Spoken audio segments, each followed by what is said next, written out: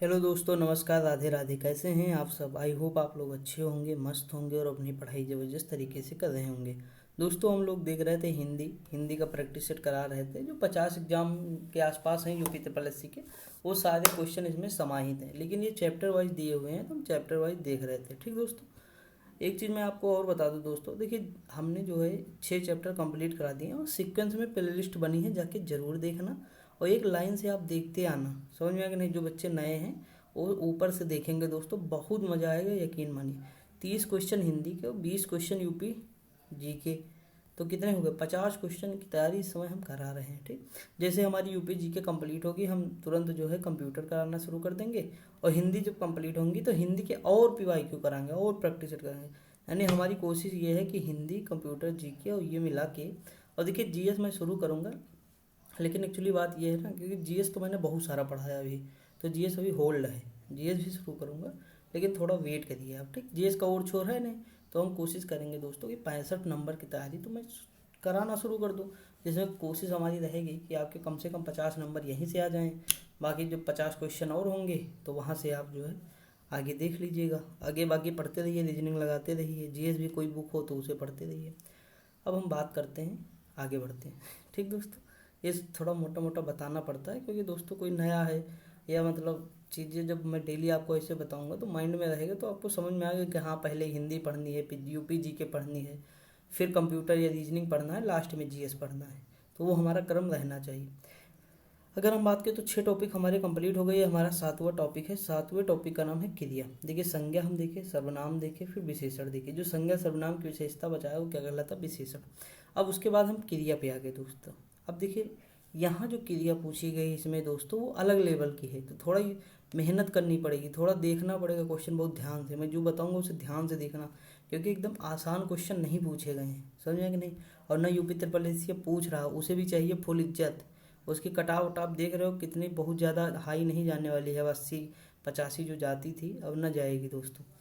तो इसीलिए मैं कह रहा हूँ कि 60 से 70 अगर क्वेश्चन आपके बीच में सही हैं, 70 75 तक, तो बहुत सेफ रहेंगे आप। अगर हम बात करें, यहाँ पे पहला क्वेश्चन लिखा है कि देखा गया हो क्रिया के किस पक्ष का उदाहरण है। देखा गया हो यानी हम किसी चीज़ को देखे हों अगर, तो वो उदाहरण क्या है? यानी सीधी सी बात है, वो संभावना व्यक्त कर रहा है दोस्तों। ना वो संदिग्ध होना चाहिए, ना वो संदिग्ध होगा, तो ये दोनों तो हट ही गए, संदिग्ध तो है नहीं। अब संभाव्य वर्तमान है कि भूत है, तो दोस्तों वर्तमान है, देखा गया हो। समझ कि नहीं? अब अगर हम बात करें, ये जो है क्या हो जाएगा? संभाव्य वर्तमान हो जाएगा। लिखा है क्रिया के संभाव्य वर्तमान काल का उदाहरण है। संभाव्य वर्तमान काल में क्रिया के वर्तमान काल में पूरा होने की संभावना रहती है। संभाव्य का अर्थ होता है संभावित, अर्थात जिसके होने की संभावना या अनुमान हो। दोस्तों मैं आपको बता दूं, सुबह इसकी वीडियो में बनाया था, 10 12 मिनट बन गई थी, लेकिन गलती से भी जो है बीच वाला बटन दब गया, तो वीडियो जो है मतलब ये पूरी स्क्रीन चली गई। फिर मैं अपने ऐप से जो है टेलीग्राम पे गया, फिर वहाँ तो वो बहुत बेकार हो गया था पूरा मैटर, तो मुझे फिर मतलब जो है काटना पड़ा। दोबारा वीडियो बना रहा हूँ, तो कोई दिक्कत नहीं दोस्तों। अब दोपहर में बना रहा हूँ तो बहुत ज़्यादा मतलब गर्मी लग रही है। अगर हम बात करें दोस्तों 2 नंबर की क्वेश्चन की, तो लिखा है जब कर्ता एक क्रिया समाप्त करता है उसी क्षण दूसरी क्रिया में प्रवृत्त हो जाता है, यानी वो दूसरी क्रिया में शामिल अगर हो जाए तब पहली क्रिया क्या कहलाती है? तो उसे पूर्वकालिक क्रिया कहते हैं।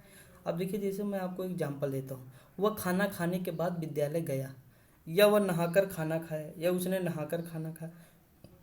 तो देखो उसने पहले नहाया फिर खाना खाया, तो एक क्रिया हो गई नहाकर, फिर खाना खाया। समझ कि नहीं? तो ये होता है जो पहली क्रिया होगी। जैसे देखो एग्जाम्पल के थ्रू समझिएगा, यहाँ देखिए उसने नहाकर भोजन किया, जैसे एग्जाम्पल में क्या दिया यहाँ, उसने नहाकर भोजन किया, तो पहले नहाया फिर भोजन किया। तो जो ये पहली क्रिया है ना नहाकर, ये हमारी क्या हो जाएगी? पूर्वकौलिक हो जाएगी। लिखा अब आप चल सकते हैं, वह कौन सी वृत्ति है? मतलब अब आप चल सकते हैं, तो सीधी सी बात है वो सामर्थ्य दिखा रहा है ना। जैसे मान लीजिए कोई बीमार था, कोई बेड पे पड़ा हुआ था, किसी का पैर टूट गया था, कुछ भी, तो डॉक्टर आया, कहा भैया अब आप चल सकते हैं, तो यानी उसका सामर्थ्य का परिचय दे रहा है। समझ कि नहीं? तो ऑप्शन नंबर क्या हो जाएगा? ए हो जाएगा, यानी पावर की बात कर रहा है उसकी। निम्नलिखित प्रश्न में 4 विकल्प में से उस विकल्प का चयन किया जो क्रिया के भेद वाला सही विकल्प। जैसे दीपा ने गाय को चारा खिलाया, तो इसमें पूछ रहा है कि हमें बताना है कि क्रिया बताना है दोस्तों। क्या बताना है?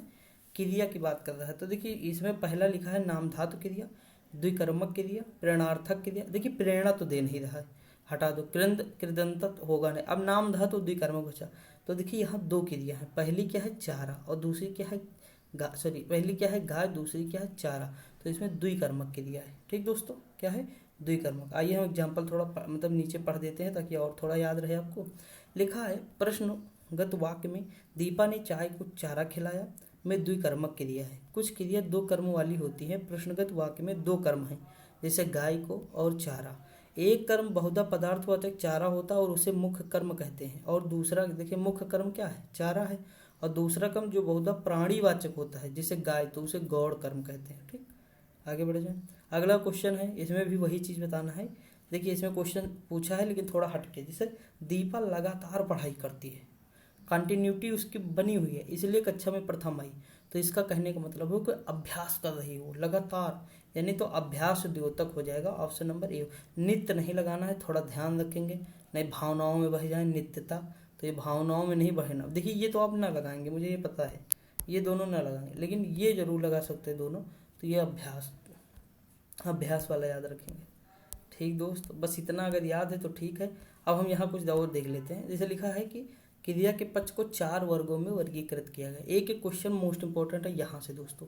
अगर देखिए क्वेश्चन आ जाए आरंभ द्योतक पक्ष, इस पक्ष के क्रिया के आरंभ होने की स्थिति को, जैसे अब रवि घूमने लगा है तो वो आरंभ कर दिया ना, वो बाहर अब जाने लगा है, देखने लगा है, टहलने लगा है। अगला है सातत्य द्योतक पक्ष, इस क्रिया की प्रक्रिया की निरंतरता का बोध होता है, जैसे रमा कितना स्वादिष्ट भोजन बनाती है, तो सातत्य की बात कर रहा है। अगला है प्रगति। अब देखिए प्रगति जिसे लगा है तो सीधी सी बात, अनीता दिन प्रतिदिन बढ़ती जा रही है, यानी उसकी निरंतरता, उसकी प्रगति हो रही है। अगला है पूर्णता द्योतक, तो इस पक्ष के अंतर्गत क्रिया की पूर्ण समाप्ति का ज्ञान होता है, जैसे वह अब तक जा चुका होगा। क्रिया प्रक्रिया की इकाई के रूप में निम्नवत प्रकारेण वर्गीकरण किया जाता है। अगला है नित्यता बोधक, देख लेते हैं, जिसमें नित्यता का मतलब जो है निश्चित नहीं हो पाता है, अर्थात क्रिया सदैव एक समान बनी रहती है। देखिए यहाँ सूर्य के बाद ही चंद्रमा का उदय होता है, पहले सूर्य होगा, दिन में तो आप देख नहीं सकते हैं ना चंद्रमा, वैसे उदय तो रहता है लेकिन देख सकेंगे नहीं ना, सूर्य का प्रकाश उसे ढक लेता है। तो आप देखेंगे सूर्य के बाद जैसे जैसे सूर्य अस्त होगा आपको चंद्रमा दिखाई देने लगेगा, तो यानी हम उसे चंद्रमा का उदय कहेंगे। अभ्यास द्योतक पक्ष, इस पक्ष के अंतर्गत क्रिया के नैसर्गिक रूप से होने की सूचना प्राप्त होती है, जैसे दीपा लगातार पढ़ाई करती है इसलिए कक्षा में प्रथम आती है। आई होप आपको समझ में, ये मोस्ट इंपॉर्टेंट है, यहाँ से क्वेश्चन बनेंगे, ये आपको रट लेना है। ठीक, किसी बुक में अभी तुम नहीं मिलेगा, आदित्य पब्लिकेशन वगैरह में, तो आप इसे रट लीजिएगा, स्क्रीनशॉट ले लीजिए। ठीक, इसीलिए मैं देखिए जूम कर दिया हूँ, थोड़ा और कर दूँ, चलो कर देता हूँ, यहाँ से ले लीजिएगा, स्क्रीनशॉट लेके नोट कर लीजिए, एक क्वेश्चन मिल जाएगा दोस्तों। देखिए एक एक क्वेश्चन की मारा मारी है, आप जानते ही होंगे, हम भी अपना दर्द समझते हैं, आप भी समझते हैं। मैं कई एग्जाम में दोस्तों, छोटे मोटे जो एग्जाम थे वह मतलब बल्कि उसके लिए स्पेशल पढ़ा नहीं हूँ कभी, लेकिन दर्द होता है जब लास्ट में बाहर हो जाओ, ऐसे हुआ है मेरे साथ, तो ज़्यादा बहुत दुख होता है, मैं अब क्या ही बताऊँ। अगर हम 6 नंबर देखें तो यदि सारा सामान मिल गया तो भोजन अच्छा बनेगा। ठीक, यानी अगर हमें सारा सामान मिल जाए तो भोजन अच्छा बने, तो देखिए ये संदेह तो होगा नहीं। ठीक, और ये संकेत दिया हुआ है, इसमें संकेत हो जाएगा। अब देखिए इसका हमें थोड़ा मतलब समझना होगा कि ये कहना क्या चाह रहा है। देखिए यहाँ जो है ये संकेतवादक प्रस्तुत करता है, वृत्ति का अर्थ मनोस्थिति है। यहाँ जो वृत्ति है ना उसका अर्थ क्या है, ये वृत्ति पूछ लिया, यानी उसकी मनोस्थिति के बारे में पूछा है। वक्ता की वृत्ति का बोध क्रिया के जिस रूप में होता है उसे वृत्ति कहते हैं। हिंदी में वृत्तियाँ 5 प्रकार की होती हैं, जैसे विद्यार्थ, ये सब कहाँ से आ रहे हैं क्वेश्चन दोस्तों, इतना हार्ड। विद्यार्थ का अर्थ होता है विधि संबंधी, क्रिया करने देने का भाव, जैसे जरा यह प्रश्न बताइए, तो ये विद्यत है। निश्चयार्थ, जिस क्रिया रूप से कार्य के होने का निश्चय रूप पता चले वह निश्चयार्थ वृत्ति प्रयुक्त होती। जैसे आज भारत विश्व कप में दक्षिण अफ्रीका के साथ खेल रहा है, तो ये निश्चय है दोस्तों, वो खेल रहा है, कंपलसरी है और खेलेगा भी। ठीक, तो ये निश्चय हो गया हमारा।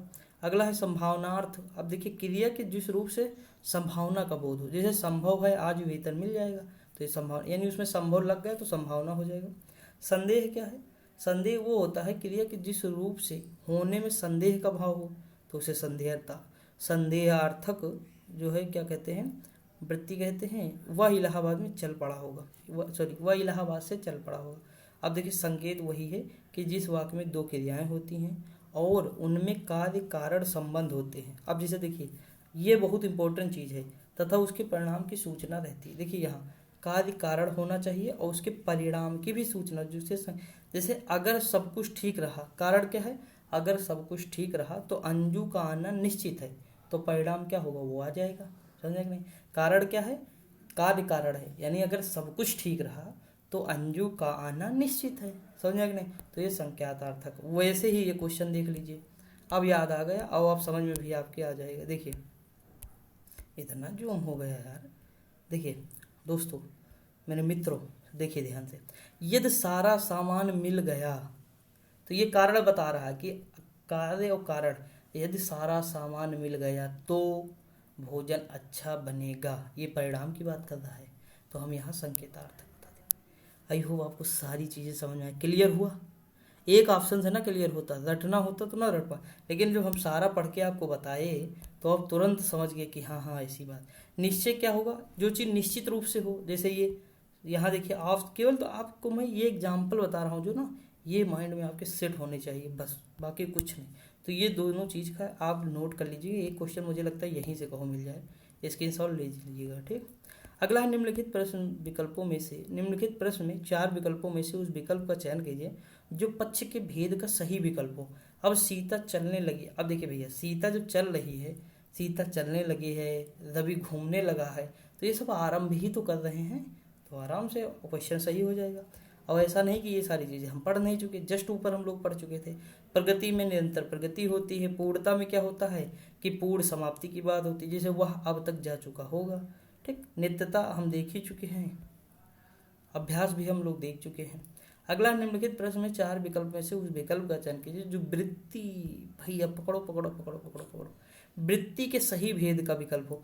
तो वृत्ति में हम देखे थे सही भेद, तो ये देखिए यहाँ पे विद्यार्थ लिखा है कि विद्यार्थ का अर्थ होता है विद संबंधी तात्पर्य व क्रिया। दिए गए वाक्य जरा मेरी सहायता कीजिए, इसमें पूछा है दोस्तों। यहाँ देखिए, एक सेकंड मैं आपको और अच्छे से बताऊँ। देखिए वृत्ति के बारे में पूछा है, यहाँ लिखा जरा मेरी सहायता कीजिए, तो इस वाक्य में जो विद्यार्थ है ये हो जाएगा ऑप्शन, मैं ये नहीं पढ़ा, देखो यहाँ देखिए ये हो जाएगा बिल्कुल सही। देखिए इसमें क्या निश्चित कोई चीज़ है, जरा मेरी सहायता को निश्चित नहीं, जरा लग गया है। संकेत दे रहा कोई, नहीं दे रहा। संदेह हो रहा, नहीं होगा। अब देखिए यहाँ पे थोड़ा मैं आपको जब तक रटा ना दूसरी चीज़ें तब तक आगे बढ़ेंगे नहीं। यही क्वेश्चन पकड़े दिए, मेरी जरा सहायता करिए, और विद्यार्थी में देखिए ऊपर क्या था, यहाँ देखिए जरा यह प्रश्न बताइए, है नहीं, जरा यह प्रश्न बताइए, जरा मेरी सहायता, जिसमें जरा लग जाए विद्यार्थ हो जाएगा। रट लीजिएगा, नोट कर लीजिए दोस्तों, ये क्वेश्चन मेरा दिल कहता है यहीं से आपको मिल जाएगा, ठीक। ये 10 चीज़ें जो मैंने बताई हैं अलग अलग ना, ये बहुत तगड़ी हैं, ये एग्जाम में बहुत ज़्यादा बेनिफिट आपको करेंगी, तो आप जो है नोट कर लीजिएगा प्लीज़। अगर हम बात करें, रोहन चाय पीकर बैठ गया है, तो देखिए दोस्तों यहाँ पे क्या है, रोहन चाय पिया उसके बाद बैठ गया, तो ये सीधी सी बात है, वो चाय पीकर बैठा है ना, तो 2 क्रियाएं हुई हैं, तो इसमें क्या हो जाएगा, पूर्व कौलिक हो जाना चाहिए। ऑप्शन नंबर क्या हो जाएगा, सी हो जाएगा। वह खाना खाकर सो गया, इस तरह के जो क्वेश्चन होंगे तो ऑप्शन नंबर क्या हो, पूर्णकालिक हो जाएगा, ठीक। देखिए जो चीज़ें हैं समझिएगा थोड़ा कि कोई चीज़ कैसे हो रही है, और उसी अकॉर्डिंग आपको काम करना है, और दोस्तों उसी अकॉर्डिंग पढ़ना भी है आपको, समझ में आया कि नहीं। तो ज़्यादा लोड नहीं लेना है, बस मेहनत करते रहिए धीरे धीरे। अगला, निम्न में से प्रेरणार्थक क्रिया कौन सी है, तो देखिए इसमें प्रेरणा कहाँ देते हैं, जैसे उठना, उड़ना, दिलाना, चलना। ये जो दिलाना है ना, ये प्रेरणार्थक है। जैसे चलाना, खिलाना, ये सारी प्रेरणा दे। जैसे लिखा है कि जिन क्रियाओं में इस बात का बोध हो कि कर्ता स्वयं कार्य नहीं करके किसी दूसरे से कार्य करा रहा, जैसे मान लीजिए मैं लेटा हूँ और मैं अपने पार्टनर से कोई यार पंखा चलाना, यानी ये प्रेरणार्थक क्रिया, हम दूसरे से चलवा रहे हैं, काम करा रहे हैं, समझ आए कि नहीं। तो ये सारी चीज़ें हो जाएंगी, याद रखना। अगला है, निम्न में से कौन सा वर्ण घोष है, यहाँ देखिए आ गया, घोष को ही क्या कहते हैं, सघोष कहते हैं दोस्तों। और इसका मैंने बढ़िया बताया था आपको कि घोष पूछे सघोष, 1, 3, 5 बताया था, और जितने अंतस्थ व्यंजन थे वो इसमें शामिल कर दो, हा को कर दो। ये मैंने आपको बहुत अच्छा वर्णमाला बेहतरीन पढ़ाया हूँ, ये मैं दावे के साथ कह सकता हूँ। और उसके बाद आपको जीवन में कभी पढ़ने की जरूरत शायद ही पड़े, क्योंकि उससे बाहर क्वेश्चन कभी पूछेगा ही नहीं, लेवल कोई भी एग्जाम का, ठीक। तो जरूर आप देखें दोस्तों। देखिए अगर इसमें आप ऐसे जान गए दोस्तों कि कौन सा घोष होगा, लिखा है, अच्छा सॉरी यहाँ देखिए अल्प प्राण ये बता दिए। यहाँ देखिए ये जो सघोष है ना दोस्तों, इसमें आ जाए, देखिए 1 2 ये महाप्राण में आ जाएगा। अल्प प्राण में जो आता, सॉरी यार महाप्राण का नाम आ रहा है। देखिए अघोष, ये जो घोष है ना दोस्तों, इसी में कितना आएगा, तो सघोष वाला जो नहीं होता वही होता है। तो इसमें दोस्तों आ जाएगा 3 2 5 और प्लस अंतस्थ प्लस ये आएगा दोस्तों। ठीक, मैं वो अलग बताने लगा था अल्प प्राण, तो सॉरी गलती हो गई। अगर हम बात करें तो इस अकॉर्डिंग तो आप आराम से कर लेंगे ना, जैसे 3 में यही आ जाएगा, हमारा घा आ जाएगा। ठीक दोस्तों, अगला है वह शाम को घर जाएगा, वाक्य में वृत्ति का अर्थ कौन सा है। अब देखिए दोस्तों कितना बढ़िया वृत्ति पूछ, वह शाम को घर जाएगा, तो आप बताओ, निश्चय हो चुका है ना कि कब जाएगा, तो शाम को जाएगा। संभावना नहीं है, वो जाएगा, शाम को ही जाएगा। ये जो शाम लग गया ना, ये निश्चय कर दिया है, इस चीज़ को निश्चय कर दिया कि वो शाम को जाएगा, काम खत्म। बस एक वर्ड पकड़ो, काम खत्म। ये तो आप 2 लगाते हैं ना, बिल्कुल, तो यही हो जाएगा। ठीक, क्योंकि ये निश्चय हो चुका है। आगे बढ़ जाए, थोड़ा और पढ़ देते। देखिए वृत्ति मतलब होता मूड, वक्ता की मना स्थिति होती जो वाक्य में क्रिया रूपों द्वारा व्यक्त होती है, जो कार्य का व्यापार लौकिक जगत में घटित न हुए हो, वरन जो वक्ता के मस्तिष्क में इच्छा भावना अनुमान आदि के रूप में निहित हो, उसका संबंध वृत्ति से होता है। उपयुक्त वाक्य में वक्ता के घर जाने के निश्चय की वृत्ति प्रदर्शित होता, अतः यह निश्चार्थ वृत्ति है, कोई मतलब नहीं हुआ ज़्यादा पढ़ने का। देखिए यहाँ देखिए, भोजन बनाता, वह भोजन बनाता है, वाक्य में कौन सा पक्ष है, वह भोजन बनाता है, तो आवृत्ति मूलक पक्ष है। देखिए यहाँ वाक्य में क्रिया का आवृत्ति मूलक पक्ष है, इस प्रकार की क्रिया सदैव बनी रहती है। ये सारी चीज़ें हम पढ़ चुके हैं। जैसे सत्यार्थ परक क्या है, अंजलि लिख रही है, यानी वर्तमान में क्रिया चालू है, जब समाप्त हो जाए पूरी तरह से तो पूर्ण हो जाएगा दोस्तों, पूर्ण पक्ष हो जाएगा। जैसे मोहन दौड़ चुका है। ठीक, अगला क्वेश्चन दिया है, नित्यात्मक इस पक्ष में क्रिया रूप व्यक्त न होकर संपूर्ण वाक्य गठन से व्यक्त होता है। इस प्रकार के वाक्य में अस्तित्व या स्थिति का बोध होता है। जैसे वह पेड़ है, लिखा क्रिया के जिस रूप से क्रिया निष्पादन के समय का ज्ञान हो, उसे क्या कहते हैं, तो उसे काल कहते हैं दोस्तों। क्या कहते हैं, काल कहते हैं। रट लीजिएगा दोस्तों, आई होप आपको। जैसे लिखा है सुनील गीता पढ़ता है, प्रदीप पढ़ रहा है। काल के 3 भेद होते हैं, भूतकाल, वर्तमान काल, भविष्य काल। अब आपको नजर आएगा काल दोस्तों, जिस क्रिया के संचालित व्यापार का फलकर्ता को छोड़कर कर्म पड़ पड़े, उसे हम सकर्मक क्रिया कहते हैं। किसका लिखा है, जिस क्रिया में कर्म का होना जरूरी होता है वह क्रिया सकर्मक होती है। इन क्रियाओं का असर कर्ता पर न पड़कर कर्म पर पड़ता है। जैसे विकास पानी पीता है, तो देखिए पीता क्या है, पानी, इसमें पीता है क्रिया और फल कर्ता पर ना पड़ा, यानी इस पे विकास पे नहीं पड़ रहा है, किस पे पड़ रहा, पानी पर पी रहा। जैसे सोचिए, देखिए सकर्मक क्रिया ये हो गई। अकर्मक क्रिया क्या है, जैसे मैं सो रहा हूँ, जैसे मैं सो रहा हूँ, तो जब मैं सो रहा हूँ दोस्तों, तो वो मेरे ऊपर ही तो उसका असर पड़ रहा है। वो जो सोना क्रिया है ना, किसके पर, कर्ता के ऊपर पड़ रही है। लेकिन मैं पानी पी रहा हूँ, तो पीना वो पानी के ऊपर पड़ रहा है। समझ में कि नहीं, छोटा सा एग्जाम्पल लेकिन बड़ा भारी है दोस्तों, याद हो गया होगा। क्रिया के मूल कितने रूप हैं दोस्तों, सॉरी लिखा है क्रिया मूल रूप को क्या कहते हैं क्रिया के, तो इसे धातु कहते हैं, क्योंकि धातु से बना है दोस्तों। धातु हो गया, ऑप्शन नंबर सी हो जाएगा। बस अब वाक्य में प्रयोग के लिए योग शब्द ही पद व रूप, कोई जरूरत नहीं फर्जी ज्ञान। देखिए राम सो रहा है, अब देखिए राम सो रहा है तो कुछ क्या कर रहा है, सो ही तो रहा है। क्या सो रहा है, कैसे सो रहा है, ये सब कुछ नहीं निकल रहा है एग्जाम्पल। अगर क्या कर रहा है इस तरह मतलब कुछ लगाइए आप, क्या कर रहा है, राम क्या कर रहा है, कोई निकल गया, राम सो रहा है, मतलब सोने से क्या कुछ हुआ, नहीं हुआ ना, तो ये अकर्मक क्रिया हो जाएगा। लिखा है कि वाक्य में कर्मक है जिस क्रिया का फल कर्ता पर पड़े, सीधी सी बात। जैसे मैंने अभी एग्जाम्पल दिया कि मैं सो, जिस क्रिया का, ये बहुत अच्छी बात है दोस्तों, एकदम इजी हो गया। मतलब कि जिस जो है क्रिया का फल कर्ता पर पड़ता है, वह क्रिया अकर्मक क्रिया कहलाती है। इसमें कर्म का अभाव होता है, इसमें कर्म है कहाँ, आ मतलब नहीं, कर्म मतलब कर, यानी जिसमें कर्म न हो उसे अकर्मक कहते हैं। जैसे सोहन हंस रहा है, तो कर्ता और क्रिया, काम खत्म। निम्न प्रेरणार्थक क्रिया, यानी प्रेरणा वाली बात कौन, जैसे गिराना, मैंने बताया गिराना, उठाना, चलाना, दबाना, ये सारी चीज़ें क्या हो जाएंगी, वाना जिसमें लग जाए दोस्तों, ये हो गया हमारा गिराना। समझ में आया कि नहीं। जैसे कराना, करवाना, तो ये द्वितीय हो जाएगा, कराना प्रथम प्रेरणार्थक है और करवाना द्वितीय। लिखा निम्नलिखित में से सकर्मक क्रिया छांटिए। अब देखिए सकर्मक क्रिया इसमें कौन हो जाएगी, जैसे लिखना दोस्तों। तो अब बताइए लिख रहे होंगे तो कुछ ना कुछ तो लिख ही रहे होंगे, पत्र लिख रहे होंगे या कुछ ना कुछ लिख रहे होंगे। जैसे राम पत्र लिखता है, तो जो लिखेगा तो सीधी सी बात है वो जिस जिस चीज़ को लिखेगा उस पर इसका जो है फर्क पड़ेगा, यानी उस पर क्या कहते हैं इसे दोस्तों, क्या पड़ता है, अरे यार उसे प्रभाव, हाँ जैसे लिखना है तो मान ली इसका जो प्रभाव पड़ेगा किस पे पड़ेगा, तो जो लिख रहा होगा कुछ उस पे पड़ेगा। जैसे सोना, तो भाई सोना, तो सोने से कोई प्रभाव नहीं पड़ा। चलना, मुस्कुराना, तो ये सब एक आदमी कर रहा है दोस्तों, तो उस पर कोई दूसरा काम नहीं। भाई चलना तो हम ही तो चलेंगे, सोना हम ही तो सोएंगे, मुस्कुराए तो हम ही तो मुस्कुराएंगे, तो क्या दूसरे पर प्रभाव पड़ेगा? नहीं पड़ेगा। लेकिन लिखना पर प्रभाव पड़ेगा, जैसे पत्र लिख रहा होगा, क्या लिख रहा है, लव लेटर लिख रहा है, कुछ ना कुछ तो लिख रहा होगा ना, तो उसी पर पड़ेगा दोस्तों। तो ये लिखना क्या हो जाएगा, सकर्मक क्रिया हो जाएगी। अब बहुत सारे एग्जाम्पल जब करेंगे ना तो आपको समझ में आ जाए, जैसे चलना, सोलना, उसका अकर्मक क्रिया हो जाएगी। ठीक, जैसे देखिए यहाँ लिखा है अकर्मक क्रियाओं की पहचान क्या, किसे, किसको आदि प्रश्न करने से होती है। जैसे क्या लिख रहा है, तो सीधी सी बात है पत्र लिख रहा है। किसके किसे लिख रहा है, तो किसी लड़की को लिख रहा है, लड़के को लिख रहा है, अधिकारी को लिख रहा है, कुछ किसी न किसी को लिख रहा होगा, तो किसे भी मिल गया। किसको लिख रहा है, तो देखो सीधी सी बात मिल गया ना। तो यानी ये जो अर्थ मिल जाए ना तो इसे सकर्मक क्रिया कहते हैं। ये पहचान है, और अगर ना मिले तो वो अकर्मक हो जाएगी। अगर जैसे देखिए वो क्या क्या सो रहा है, कोई अर्थ निकला नहीं। किसे सो रहा है, किसको सो रहा, कोई अर्थ नहीं। क्या मुस्कुरा रहा है, किसे मुस्कुरा रहा, कोई अर्थ नहीं।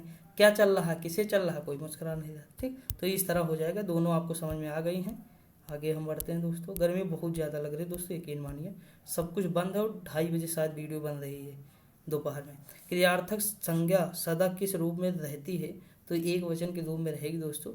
लिखा है जब क्रिया संज्ञा की तरह व्यवहार में आती है तो ऐसी क्रिया को क्रियार्थक की संज्ञा कहते हैं, सदैव एक वचन में रहती है। अब जैसे देखिए टहलना स्वास्थ्य के लिए अच्छा है, तो टहलना क्या है, क्रियार्थक है, यानी क्रियार्थक संज्ञा है, तो ये हमेशा एक वचन में रहेगी।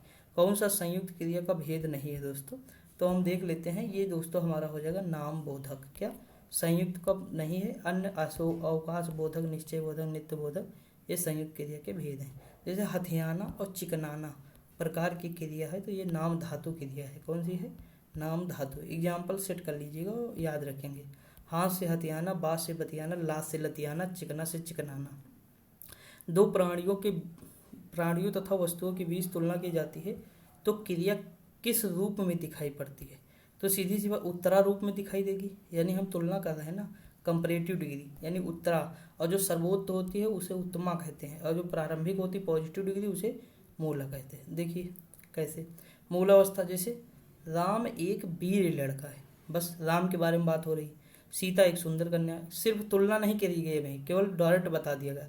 लेकिन यहीं पे देखो अगर लिखा हो राम श्याम से अधिक सुंदर है, यानी यहाँ कंपेयर हो गया ना, तुलना हो गई दो लोगों में। अब देखिए उत्तमा अवस्था में क्या होता है, राम सबसे वीर है, यानी जितने भी बच्चे हैं उसमें राम सबसे वीर है, अब से एक कक्षा में सबसे सुंदर है, तो इसमें सबसे लग गया ना, तो ये चीज़ याद रखेंगे।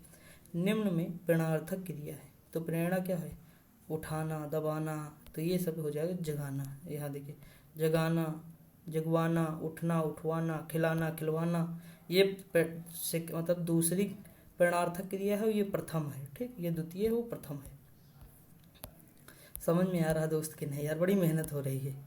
अगला है कि बालक इस पुस्तकालय में पढ़ रहा है, वाक्य में क्रिया है तो सकर्मक है। आप लोग ना शेयर करते हैं, शेयर कर दिया करिए दोस्तों, थोड़ा सपोर्ट करिए, कमेंट तो जरूर कर दिया करिए यार, इतनी रिक्वेस्ट करता हूँ क्या बताऊँ, लेकिन करते ही नहीं आप लोग।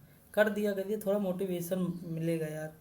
लिखा है बालक इस पुस्तकालय में पढ़ रहा है, वाक्य में सकर्मक क्रिया है, वे क्रिया जिनके करने के लिए कर्म की आवश्यकता होती है। ये सारी चीज़ें आप जानते हैं दोस्तों देखिए आपको जो भी चीज़ मतलब पढ़ना हो या मतलब कोई चीज़ अगर नहीं ठीक लग रही तो उसके लिए भी कमेंट कर सकते हैं। अच्छी बात ना बताइए, कुछ कमी बता दीजिए हमारी, कुछ तो बताइए लेकिन करिए यार कमेंट। ठीक, अगला दिया है मीरा जोर से हंसी। अब बताइए अगर मीरा हंसी है तो इसमें कोई नई बात है, कुछ नहीं। अब इसमें आप अगर देखेंगे हंसना, खेलना, कूदना, चलना, ये सारी चीज़ें दोस्तों क्या होती हैं, ये हमारी जो है अकर्मक क्रिया के अंतर्गत आ जाएंगी। ठीक, वैसे खेलना तो नहीं आएगी क्योंकि खेलना कोई ना कोई खेल हम खेल रहे होंगे तो उसका नाम होगा तो वो सकर्मक चली जाएगी। लेकिन हंसना, चलना, ठीक, ये सारी किस में आ जाएगी, इसी में आ जाएगी अकर्मक। जैसे सोना, समझ में कि नहीं। अब इतनी कहानी हमें पढ़ने की जरूरत है नहीं है। मैंने रमेश से पत्र लिखवाया। अब देखिए लिखवाया है ना दोस्तों, सीधी सी बात है, प्रेरणार्थक क्रिया है। कौन सी है, प्रेरणार्थक क्रिया, हमने उससे लिखवाया है। क्योंकि मैंने कर्ता स्वयं कार्य न करके किसी दूसरे से करवाता है तो वो प्रेरणार्थक क्रिया कहलाती है, जैसे उठवाना, चलवाना, खिलवाना आदि। ठीक, ये चीज़ आपको समझ में आई। अब देखिए क्रिया संज्ञा या विशेषण से बनती है, जैसे नाम धातु क्रिया कौन कौन सी? हाथ से हथियाना, बा से बतियाना, ला से लतियाना, गर्म से गरमाना, शर्म से शर्माना, इस तरह हो जाएगा। ठीक, आई होप समझ में आया। जैसे झनझनाना, झनझन झनझन, खटखट खटखटाना, भन भन भनभनाना, सन सन सनसनाना, थप थप थपथपाना, ये सब हो जाएगा। देखिए चूड़ी अच्छी थी में थी कौन सी क्रिया? तो ये सहायक क्रिया है दोस्तों। या मतलब अगर हम बात करें योजक क्रिया, यहाँ पे सहायक क्रिया तो दी नहीं, योजक क्रिया हम मान लेंगे। ऑप्शन नंबर क्या हो जाएगा? ये क्रिया, ये जोड़ के रखे है। देखिए यहाँ पे लिखा है, अगला दिया है मूल अकर्मक धातुओं के साथ प्रत्यय जोड़कर बनाई गई जो क्रियाएं होती हैं धातुएं क्या कहलाती हैं? तो वो साधित सकर्मक कहलाती हैं। यहाँ देखिए जैसे लिखा है, क्रिया के मूल रूप को धातु कहते हैं। धातुएं अकर्मक एवं सकर्मक दो प्रकार की होती है। मूल अकर्मक धातुओं में प्रत्यय जोड़कर सकर्मक एवं प्रणार्थक धातुएं बनाई जाती हैं। विकल्प में साधित सकर्मक धातु दिया गया है, अतः सही उत्तर होगा। अगर लिखा है इसके अतिरिक्त दो या अधिक धातुओं के संयोग में संयुक्त धातुएं बनती हैं, जैसे रोने लगा, हंस चुका, पहुंच गया आदि। जिन धातुओं के संपादन में दो कर्मों की आवश्यकता हो द्विकर्मक धातुएं कहलाती हैं। जैसे मैं लड़के को वेद पढ़ाता हूँ, यहाँ लड़का एवं वेद दो अलग अलग कर्म है, अतः पढ़ाता हूँ क्या हो जाएगा? द्विकर्मक धातु हुई। लिखा निम्नलिखित में से किस वाक्य में अकर्मक क्रिया है? यहाँ लिखा पानी बरस रहा है, ये क्या है? अकर्मक क्रिया है दोस्तों। पानी बरस रहा है, ठीक, तो क्या बरस रहा है? कुछ नहीं है। बाकी देखिए पिसवा रहा है, क्या पिसवा रहा है? गेहूँ। लिख रहा है, क्या लिख रहा है? निबंध। रुला दिया, किसे रुला दिया? तो मोहन को। इसमें सब में आंसर मिल रहा है, लेकिन इसमें कोई आंसर नहीं मिल रहा है। ठीक, अगला है हथियाना। अब ये बताने की जरूरत नहीं यार, हथियाना नामधात क्रिया हो जाएगी। क्या हो जाएगी? नामधात। हाथ से हथियाना, ला से लतियाना और बात से बतियाना, शर्म से शर्माना, प्रत्यय जोड़कर बनती है दोस्तों। ठीक, संज्ञा सर्वनाम विशेषण में प्रत्यय जोड़कर। अब पढ़कर क्या होगा? अब पढ़कर क्या होगा? नौकरी मिलेगी दोस्तों, लगे रहिए मेहनत से। ये पूर्व कौलिक क्रिया होगी, यानी अब पढ़कर क्या होगा। समझा कि नहीं? तो ये चीज़ आप याद रखेंगे। आगे देखिए, पढ़ रहा था, इनमें कौन सी क्रिया होगी? तो संयुक्त क्रिया है, पढ़ रहा था। संयुक्त क्रिया है, जब कोई क्रिया दो क्रियाओं के सहयोग से निर्मित हो उसे संयुक्त क्रिया। जैसे वह खाने लगा, वह पेड़ से कूद पड़ा। ठीक, तो ये सारी चीज़ें हो जाएंगी। तो यहाँ पे हमारी जो है क्रिया कंप्लीट हो गई। आपको कैसा लगा बता सकते हैं दोस्तों। अब किसी दिन दो ले लेंगे दोस्तों, गर्मी बहुत ज़्यादा मात्रा में है, आप थोड़ा समझ सकते होंगे मेरी भावनाएं। तो मैं कोशिश करता हूँ दोस्तों कि आपकी मतलब क्लासें बंद ना हो, चीज़ें चलती रहें बस किसी करके, और आराम से सारी चीज़ें आपको मतलब रिकॉल करा दूँ। जितना पढ़े हैं आप वो सारी चीज़ें रिकॉल हो जाए, और आपको अच्छा भी लग रहा होगा। मैं जानता हूँ बड़ी मेहनत करता हूँ दोस्तों, हमेशा पसीने से भीगा ही रहता हूँ, 1-1.5 साल से लगातार लगा पड़ा हूँ इसी में। तो थोड़ा मेहनत करिए दोस्तों, आप लोग भी मेरे साथ। ठीक, पढ़ते रहिए, मस्त रहिए, खुश रहिए। मिलते हैं अगली वीडियो में। Thank you so much.